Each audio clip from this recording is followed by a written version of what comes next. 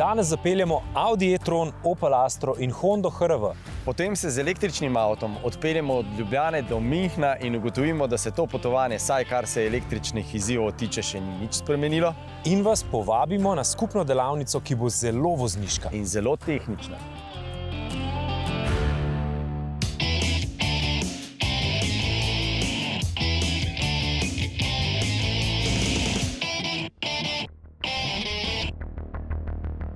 Pozdravljeni v avtomobilnosti. Danes vas premierno, predvsem pa zelo ekskluzivno. Kot prvi popeljemo na sprehod skozi zelo prenovljeno tovarno v Novem mestu v Renaultu. Revoz je največja slovenska tovarna avtomobilov, morda tudi zato, ker je edina Zagotovo zato, ja. in ena izmed večjih izvoznic iz Slovenije. Tu kot zanimivost nastajata dva Renaultova modela Twingo in Clio in dva električna modela.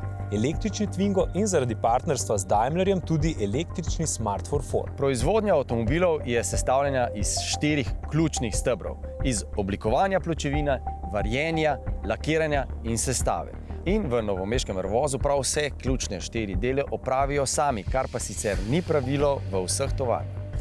In poglejmo, kako na Dolenjskem nastaja Twingo Electric. Pokazali smo vam že električnega Megana in ta je narejen na povsem samosvoji, ekskluzivno električni platformi, narejeni seveda samo za električne Renaulte. No, ta električni Twingo pa je povsem enak bencinskemu Twingu in tudi nastaja na istih proizvodnih trakovih tukaj v Novem mestu v Revozu. Ampak da lahko oba Twinga, tisti brez emisij in pa tisti z nekaj emisijami, nastajata tukaj zadaj na istih proizvodnih trakovih, pa so morali Novomeščani narediti kar nekaj prilagoditev. Vstopimo, poglejmo.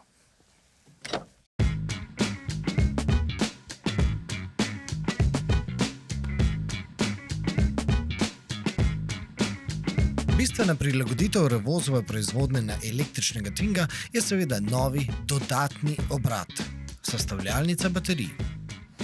Ta masa kakšno funkcijo ima? Ta masa ima funkcijo prevoda toplote na module. Spodaj imamo hladilnik in s tem prevajamo toploto k modulom. Tukaj je 8 modulov, ki so predpripravljeni že, izvežemo skupaj, sestavimo skupaj. Celice pa koliko noter? 12 v vsakem modulu, 96. Skupna kapaciteta, se Skupna pravi malo... kapaciteta nominalna je 23 in še nekaj. Uporabljamo 22,6. Se pravi, imamo 12 celic na modul, 96 celic. Kako ste že rekel po francosko? Kader baterije. Kader. Mi smo na pol Francozi in pol poslovenimo to. Ne? Drugače pa tudi podnožje baterije lahko. Ne? To je izredno tehnični del. Spodaj je hlajenje, je aluminij, ki je varjen, gor je ogromno vijakov, ker če imamo prevelike momente, se ti lahko iztrga. Vse tole, kot tukaj vidite, so zmečkljive cone. Se pravi, da če se že zmečka, se v bistvu tukaj zaključi. Ja, v bistvu glavni cilj je, če je prometna nesreča z strani, da se modul ne poškoduje. Samo to se ne sme zgoditi, vse ostalo se pa lahko. Zakaj pa sem noter ne smeva? Kaj se tukaj počne? Prišli smo do oddelka, kjer polnimo baterijo. Napolnimo je na 65%. Notri imamo 8 delovnih mest. Kapaciteta teh delovnih mest je 12 baterij na uro. To že spada kot hitro polnjenje. Ja, tukaj so 60-amperske varovalke, to mi napolnimo do 65% v približno 30 minutah. In to ni CCS, ampak je. To je tudi tukaj avtomat vklopi, ni človeka, notri ni človeka. Se tudi boljše, da ga ni. So visoke napetosti. Pri bencinskih avtomobilih vi date noter zelo malo goriva. Zakaj tukaj 65%? Zelo enostavno. Doseg 5 litrov benzina je približno 100 km, 65% je tudi 100 km. Vsak proizvajalec ima nek standard in izkušnje, koliko je treba napolniti, da pride do končnega kupca. In to je tista ponovati 100 km, ki je... Ja, približno 100 km imamo. To gre njih lučka sveti. Trenutno v Novem mestu v enem delovnem dnevu sestavijo skupno 460 avtomobilov. Dobre 2/3, 200 jih je električno gnanih, 60 Smartov in 140 električnih Twingov, te Renault izdeluje ekskluzivno v Sloveniji. No, sprehod nadaljujemo tam, kjer baterije dobijo kolesa. tukaj le noter, kaj pride? Ha, to je pa en zanimiv element in sicer tole rečemo po francosko accès pompier. Po slovensko se pa reče temu, bomo še enkrat, ker moram prevesti, ker je zelo zanimivo in ste lepo opazili. Ne? Če bi se baterija poškodovala in užgala, lahko skozi tole nalijemo noter vodo in gasimo baterijo. Gasimo? Ja, gasilci so izobraženi za to in lahko tukaj vbrizgajo vodo v baterijo in s tem zadušijo. Ker vedeti moramo, da litij, ki je noter, gori 36 ur, bo gorel. Pa tudi brez kisika, tudi če ga damo v bazen, bo še tlel.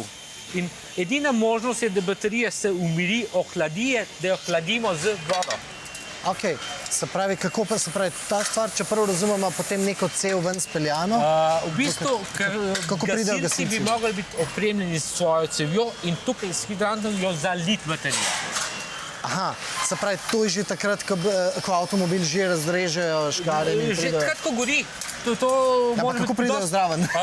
Ena luknja je v podu in to zalijejo z baterijo, zalijejo. Aha, luknja v podu je to. Ja.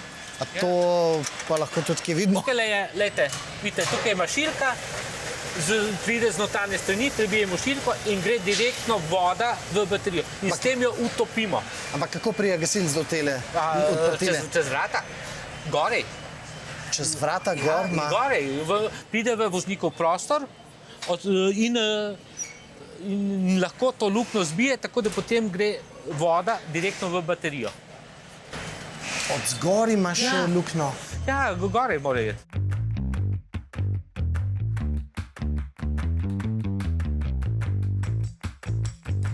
Zdaj so pa na točki, kjer podvozje in pa samonosna karoserija Se srečata. Ja. Vidite tukaj, vse te naprimer, kable 400 voltov so na podvozju. Ko bojo šli skupaj, ne bojo več vidni. Se pravi, zdaj so točno na tistem mestu, kjer lahko pojasniva, da šasija pa samonosna karoserija ni ista. Ne. Vsi moderni avtomobili imajo samonosno karoserijo. To pomeni, da ima večjo trdnost in se v bistvu na to samonosno karoserijo samo privijači podvozje. Sprašujem predvsem zaradi tega, ker zdaj v dobi elektromobilnosti pa velikokrat že govorimo o tem, da imamo v bistvu delan avtomobil, ki ima na nek način rolko, ki sama po sebi lahko vozi in ima spet gor. Se pravi, se na nek način spet vračamo. Vračamo se, v bistvu je, no bom rekel, hibrid, zato ker baterija je že toliko velika, da sama po sebi mora doprinesti k trdnosti vozila.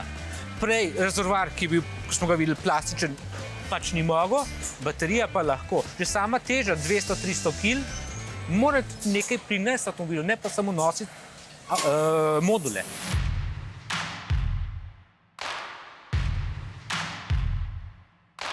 To je to, ne. Tukaj sklenemo tukaj okrog za avtomobilom, se pravi, baterija je ratala aktivna in vse tisti oranžni kabli, ki smo jih videli, so pod 400 volti.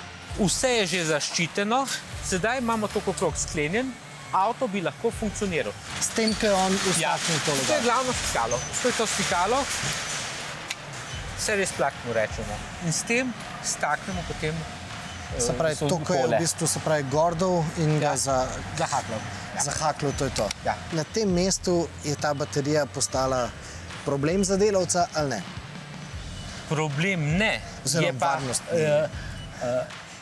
Ta baterija je sedaj zbujena, vendar je zaščitena na način, da delavci do nje ne morejo več priti. Prej, ko smo videli prejšnje stadije, je bilo še vse odprto, vendar ni bila baterija aktivna. In čast imamo, da to zgodbo zaključimo tako, da temu električnemu Twingu življenje vdahnemo prav mi.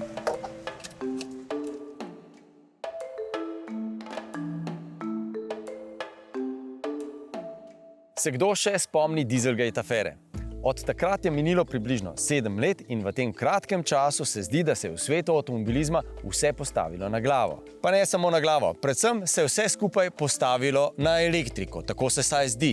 Obljub o tem, kako zelena je prihodnost pred nami, je toliko, da jih še internet ne more prenesti. Pa je res vse tako zeleno, tako zelo drugačno, ali je tokrat morda pred nami kakšna nova, tokrat Electrogate afera? V tem kratkem obdobju 7 let se je v javnosti in v strokovnih krogih bistveno bolj odkrito in bolj pogosto spregovorilo ne samo o tem, da so energenti, ki so na voljo, zgolj eni in da jih bo v prihodnosti zagotovo še več, ampak tudi na primer o tem, kakšna je poraba. Ne govorimo več o porabi avtomobila na 100 prevoženih kilometrov. Slika je postala bistveno širša.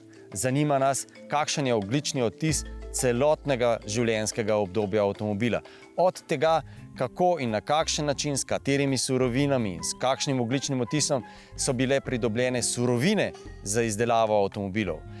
Koliko je bilo porabljene energije, na kakšen način in kakšen ogljični odtis je nastal pri izdelavi avtomobila. In seveda, kakšna bo njegova sled pri razgradnji. Tudi za slovenske dobavitelje je prehod na elektromobilnost sila problematičen.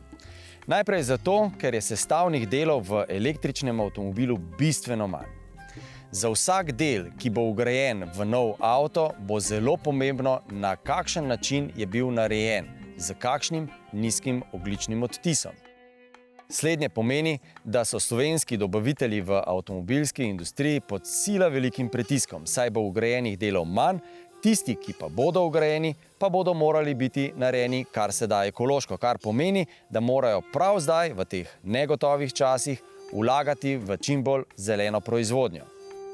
In ko smo že v proizvodnji in danes v revozu, če je avto že od samega začetka zamišljen, da lahko iz tekočega traku zapelje v bencinski, električni, hibridni ali katerikoli drugi verziji, potem njegova transformacija iz enega v drugega na tekočem traku v resnici sploh ni tako zahtevna.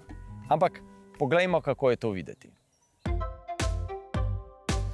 Platforma v bistvu določa samo to, kje so pritrditvena mesta. Točno. Kako vi to sestavite na nek način, kot Lego kocke, ne? Oba tipa vozil imate enake fiksacije vseh elementov tukajle. Edina razlika je, prej ste videli, rezervoar goriva je bil na tej strani, baterijo imamo bliže sprednjemu delu. To je postavljeno zato, da je v bistvu boljša masna razporeditev. Je tako. Motor bi lahko bil tudi tukaj spredaj. Motor bi lahko bil spredaj, vendar ne v tem konceptu platforme. Sprednji del je namenjen za hlajenje, za druge elemente, za letov in prostora tukaj nimamo. Če bi ga koncipirali, bi ga pa imeli. Se pravi, točno zaradi tega govoriva, da so ene platforme delane kot električni avtomobili, druge pa tako. Namensko izdelane platforme za električne avtomobile imajo po večini možnost, da se da motor spredaj ali zadaj, ali pa in zadaj, ne? Tako da imajo večjo možnost izbire.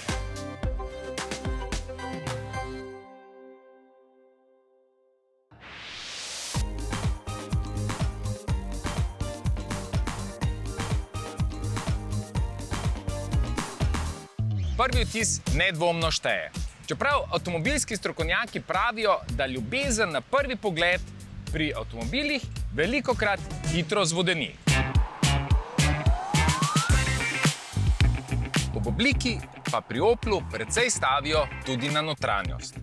Kokpit je povsem nov in digitalen, predvsem pa popolnoma drugačen.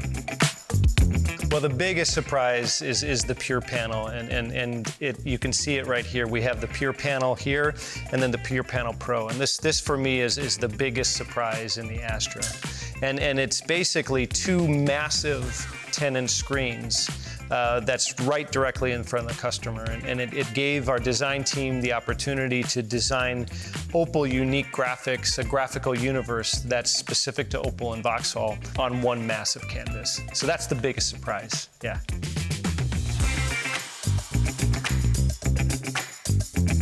Motorna paleta je še klasična, torej je mogoče izbrati tudi bencinske ali dizelske agregate. A glede na to, kaj in predvsem koliko moči ponuja priključni hibrid, bo vpliv elektrike pri marsikaterem kupcu prva izbira. 1,6-litrski priključni hibrid ponuja 133 kW, zgolj na elektriko pa bo s polnimi baterijami mogoče prevoziti do 60 km. Za celotnih 100 prevoženih kilometrov pa bo zadostoval že zgolj dober liter bencina. Ostanite v naši družbi, po kratki pauzi se zapeljemo z električnim Audijem e-tronom in s Hondo HR-V. Zapeljemo pa se tudi z električnim avtomobilom do Münchna in ugotovimo, da je vožnja dolga in kar draga. Potem pa vas končno po dolgem času spet povabimo na našo delavnico gledalci, ki testirajo nove tehnologije, tokrat v družbi Peugeota in njegove prav unikatne ureditve delovnega vozniškega prostora.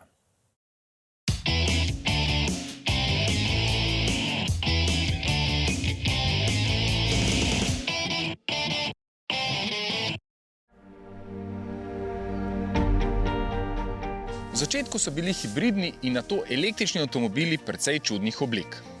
Zdaj, ko jih izdeluje že večina avtomobilskih proizvajalcev, pa lahko opazimo zanimiv preskok v oblikovanju avtomobilov. Oblikovalci so se nekako sprostili, omejitve, ki jih zahtevajo klasični motorji, pa so izkoristili sebi v prid.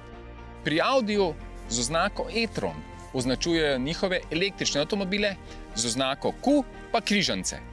Kombinacija obojega je bil najprej večji e-tron, zdaj pa je tu še manjša in precej cenejša različica. V notranjosti se sicer prepozna Audijev oblikovalski slog, a so nekatere stvari vseeno narejene precej lepše in bolj moderno. Z opremo v avtomobilu je vedno tako, da je ta precej odvisna od debeline denarnice. Dražji kot je avto, dražja je dodatna oprema. Zaradi nje je tale Q4 e-tron videti lepše oziroma bolj športno. Pohvalno pa je zaradi doplačil opremljen tudi z večino varnostno-asistenčnih sistemov, ki pa vožnjo precej olajšajo ter jo zagotovo naredijo bolj varno. Električni motor ponuja 150 kW in 310 Nm navora, kar zadostuje za pospešek do 100 km/h v 8,5 sekundah, največja hitrost pa omejena na 160 km/h. Baterije si mraza ne želijo. Verjetno se vam je že kdaj zgodilo, da ste v zimskem dnevu začudeno pogledovali na vaš pametni telefon, kako hitro se baterija prazni. Z avtomobili je enako. Mraz drastično vpliva na zmogljivost baterije in čeprav je tem avtu največja mogoča, z neto kapaciteto 77 kW, se v zimskem času v idealnih pogojih prevozi dobrih 350 km. Je pa potrebno priznati, da se jih udobno in kvalitetno. In tako se spet vrnemo k oguljenemu stavku: električni avto ni za vsakogar. Ker vsaj po zimi je fino, če imate polnilnico pri roki oziroma doma. Sicer bodo postali obiski javnih polnilnic vaša stalnica. A spet, če vam je to ok, je za vas ok tudi električni avto.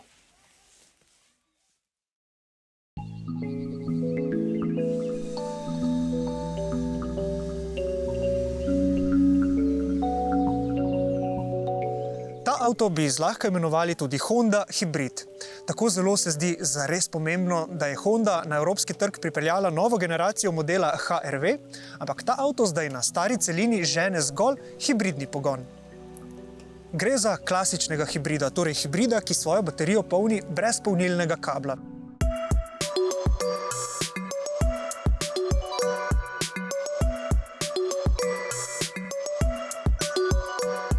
Hibridna tehnologija pri Hondi je že več kot 20 let. Do leta 2023 v Evropi bomo imeli pač samo še elektrificiran pogon pri Hondi. In ja, v Sloveniji se mi zdi, da počasi delamo en preboj. Zdaj seveda tudi načeloma drugega pogona pri Hondi niti ne bo. Pri Hondi obljubljajo, da ima ta avto prednosti SUV-ja in igrivost kupeja. No, preprosteje pa lahko rečemo, da gre za tako imenovani CUV, torej za kupejevskega križanca.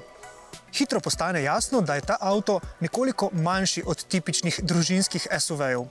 To je hitro jasno, ko sedemo na zadnjo klop ali pa odpremo prtljažnik.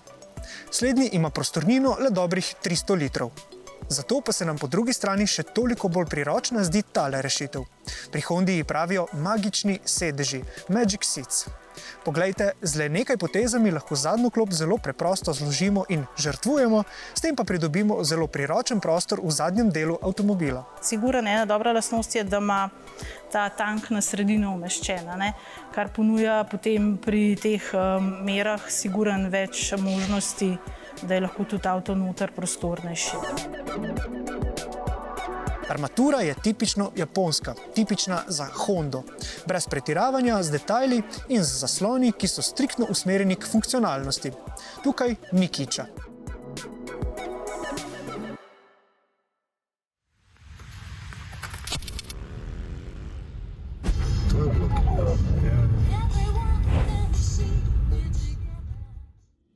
Danes je spet napočil en tistih dni, ko zunaj močno sneži, jaz pa imam na urniku neodložljiv opravek, pot do Münchna z avtomobilom. In kot da prečkanje Alp v teh zimskih razmerah ne bi bil že sam po sebi dovolj velik izziv, grem jaz na pot z električnim avtomobilom. Da bo budilko treba nastaviti na povsem nečloveško uro, je bilo povsem jasno že večer prej. Ampak po Gorenjski je šlo povsem enostavno, naše avtoceste so bile tisto jutro vzorno splužene. Ekstra minute smo začeli nabirati na drugi strani tiste 7864 metrov dolge cevi skozi karavanško skalno gmoto. V Avstriji je bila situacija res povsem drugačna. Ampak zamuda v München ni bila povezana samo s snegom. Pot smo načrtovali s pomočjo aplikacije A Better Route Planner. Gre za načrtovalca poti, ki pot načrtuje glede na zbrane podatke o dejanski rabi električnih vozil, torej ne na podlagi izkrivljenih podatkov VLTP protokola. Ta je, kot kaže pri električnih vozilih, še veliko bolj skregan z realnostjo, kot je bil v dobi pred afero Dieselgate. In omenjena aplikacija je tokrat izračunala, da bo EV6 za to pot potreboval 2 kratka postanka s polnjenjem. Prvega na Gmundu, po slovensko Sovodnju pri Špitalu ob Dravi. In kaj je bila naša prva misel, ko smo se tja pripeljali? Očitno res še nismo zapustili pionirske faze elektromobilnosti. Namreč danes so ta polnilna mesta povsem nesplužena, povsem zasnežena, čeprav bencinske črpalke za bencin in dizel deluje nemoteno. Kolegu med snemanjem mojega raporta še ni uspelo doseči, da bi elektrika v Kio začela pretakati. Kaj je bil razlog? Aplikacija na telefonu se kar ni želela sporazumeti s polnilnico. Po številnih poskusih smo srečo poskusili na sosednjem polnilnem mestu in tam je zadeva šla skozi. Hitrost polnjenja pa ni bila niti približno tako zadovoljiva, kot pravijo marketinške obljube. Dobrih 100 kWh. Nič ne de, gremo na toplo. A kaj, ko smo potovali v času avstrijskega lockdowna, zato nam je ustrežljiva gospodična v trgovini prodajala sendviče in skuhala kavo, nato pa rekla, da moramo ven, sicer bomo plačali kazen. Torej smo drobili po sedežih, zunaj je bilo premrzlo. Prvotna ideja je, da se bom vozil z uporabo prediktivnega tempomata. To je seveda tisti aktivni tempomat, ki se zna samodejno prilagajati prometnim hitrostnim omejitvam. No, ta ideja se je seveda razblinila že takoj na začetku poti.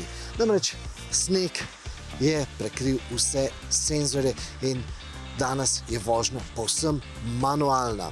Če dosegamo danes v teh snežnih razmerah hitrosti 100 km/h, smo pravzaprav že veseli. Večinoma so hitrosti bistveno nižje in za nami je tudi že prvi prometni zastoj. 1 uro smo namreč stali pred enim od predorov tukaj na avstrijski strani. Pred predorom je pisalo na tabli samo, da je na cesti sneg. No, postanek na avstrijskem Koroškem je bil vsekakor bistveno daljši od 22 minut, kolikor je izračunala aplikacija. Seveda se je takrat zazdelo smiselno javiti v München, da ne bomo prispeli pravočasno. Čas je za vmesno poročilo, smo že v Nemčiji, tukaj bi se lahko vozili tudi z najvišjo možno hitrostjo. Poraba goriva je bila po Avstriji okoli 20 kWh na 100 km, no zdaj tukaj v Nemčiji že počasi dvigujem, zdaj smo na 23 kWh in pol. Vsekakor pa to pomeni, da do Münchna ne bomo uspeli priti brez še enega polnjenja. To polnjenje bo verjetno lahko dokaj kratko, ampak koliko bo pa v resnici kratko, je pa seveda odvisno tudi, kako dobro, kako zanesljivo bodo delovale Ionitijeve polnilnice. Hitrosti polnjenja so bile tudi na drugem postajališču okoli 100 kWh, ampak roka na srce, v večini primerov to vendarle pomeni, da bomo avto napolnili hitreje kot pa naše želodce in se nasploh dovolj ofrišali za nadaljno varno vožnjo. Ampak potegnjeno pod črto je vendarle res, da je bila ta pot prava odisejada. Vzela je skoraj 9 ur, torej še enkrat več kot običajno. Žal pa ni bil za vse kriv avstrijski sneg. Kar zbode v oči je dejstvo, da so bili stroški energije za polnjenje Kie bistveno višji, kot bi bili z benzinskim motorjem. Namreč samo polnjenja na Ionitijevih hitrih polnilnicah v München in nazaj so stala 124 evrov. Pred meseci sem recimo za isto pot z bencinsko gnanje SUV-jem za bencin odštel 66 evrov. In naj spomnimo, da lastniki avtomobilov znamk, ki so partnerji projekta Ionity, lahko na teh hitrih polnilnicah polnijo po znižani ceni. Ampak nižja cena kilovatne ure je vezana na mesečno naročnino, cene naročnine pa zelo variirajo od slabih 5 pa do 13 ali celo 18 evrov na mesec. Naročnina je torej smiselna predvsem za redne popotnike. Kakšen nauk lahko potegnemo iz te poti? No, kot družba se bomo zagotovo morali dogovoriti še veliko povsem neavtomobilskih podrobnosti, če bomo hoteli, da bo elektromobilnost zaživela. Ja, res je, povsem neavtomobilske debate nas čakajo. V preteklih 2 sezonah smo se zaradi vsem zelo znanega razloga malo manj družili, ampak letos obljubljamo, v tej sezoni bomo to popravili. In že zelo kmalu se nam obeta novo druženje in novo testiranje, zato vas že vabimo, da se oglasite na naši podstrani Avtomobilnost na www.rtvslo.si poševnica Avtomobilnost. Nadaljujemo torej z našimi druženji, gledalci testirajo nove tehnologije. Tokrat bomo zelo vozniški in zelo tehnični in v družbi Peugeotovega iCockpita. Gre za razmišljanje izven običajnih razmislekov o tem, kako je lahko vozniški delovni prostor oblikovan. Pred nami bo manjši volan, drugače postavljeni merilniki in vse to vpliva na vožnjo. Kako? Povedali boste vi. Se vidimo naslednji teden, prijavite se na delavnico in pa poglejte tudi na naše YouTube vsebine in pa na spletne medije. Hvala. Srečno!